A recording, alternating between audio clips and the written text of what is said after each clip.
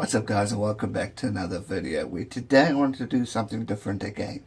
Now obviously I talk about being a dwarf and how I want this channel to inspire people, how I overcome challenges, etc, etc. But what I wanted to chat about today was to explain what a dwarf is, what is dwarfism, and to give everyone a better understanding, because I get a lot of questions. What is a dwarf? Why are you short? All that stuff. So today I want to explain a bit about that, to give you guys a better understanding on what dwarfism is. And yeah, I hope this video will give you guys a better understanding and will help you be able to learn more. And obviously feel free to look up the term dwarfism to get more information, so you're more aware of what dwarfism is and can explain it to different people out there. So I hope you guys enjoy. Right, so dwarfism is a short stature that can be from a genetic or medical condition. Generally defined as an adult that is 1.4 meters or 1.5 meters or less.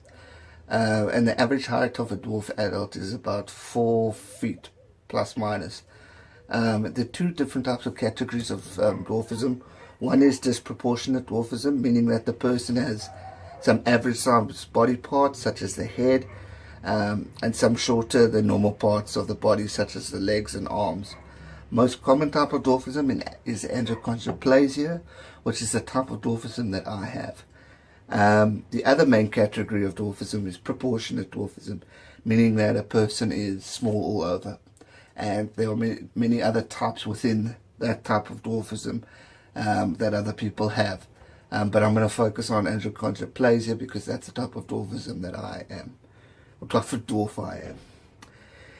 It's the most common type, making up to almost 75% of all cases is achondroplasia. It's a type of dwarfism that occurs 1 in every 15,000 to 40,000 births. With achondroplasia, there's a gene that tells your body to convert cartilage to bone while growing, especially in the longer bones.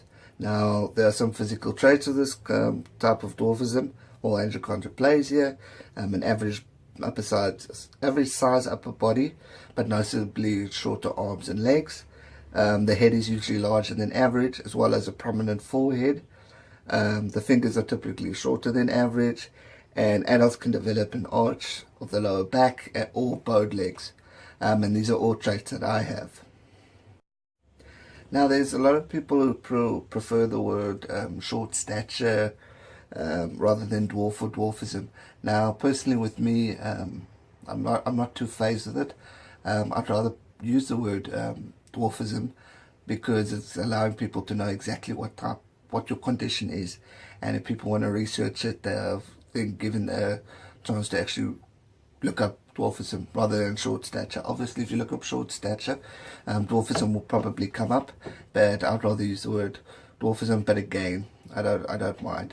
But one word that does tend to offend me, or actually does offend me, is when someone calls you a midget.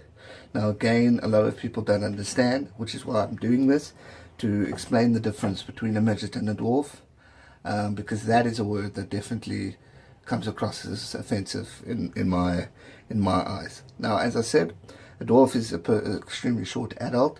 The word midget is considered derogatory and offensive, but both words describes it as a short person, but refer to different physical characteristics and genetic conditions. Now, midget refers to a person who is very short but normally proportioned. The term midget is obviously now rarely used because it's considered offensive, but it was a very common word until the 20th century. It's given away to now short person or little person rather than the term midget. So one suggestion, if you see a short person or a dwarf, don't use the word midget because it does come across as offensive. But now hopefully people get a better understanding to the difference, because everyone thought a dwarf and a midget was the same thing. It's not. There is a difference. Here's some facts of dwarfism. 180% of little people are born to average sized parents like me. Most types of dwarfism have medical complications, some more severe than others. Dwarfism occurs in all races, and it's not a reason to assume that someone is incapable we just find a way to do anything that you guys can do, just obviously differently.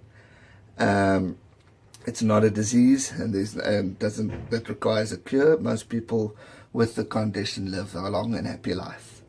It's not an intellectual disability. A person who has dwarfism has an average type of intelligence and all that stuff. Now, again, if I was asked, actually I was asked once, if I had one wish, would I wish to be taller? No. I'm proud of who I am. I'm proud of everything I've achieved being a dwarf. You know, yes, from a sporting point of view, I could have achieved more if I was taller or more abled. But you know what? To be able to say I was the captain of my school cricket team and to have played cricket for my school, which was a dream, that is, for me, a highlight in my life. Yes, to play for the Proteas would have been amazing. But, you know, to be able to prove people wrong at the first point when they thought you couldn't do it was a huge highlight and a build for me. And that's why I'm proud of who I am. And you know what? As I always say, we're not given a good or bad life, we're given life. And it's up to us to make the best of it. And that's exactly what I try and do every day. That's why I'm doing the channel. That's why I wanted to do this type of video today, to explain to everyone what dwarfism was, to give a better understanding so you can, you know, put information to what I look like and all that stuff, and get a better understanding to what dwarfism is. So I hope you guys enjoyed this type of video.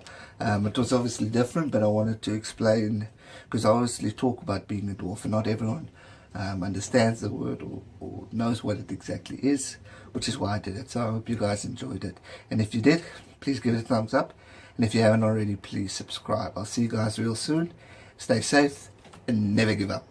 Cheers.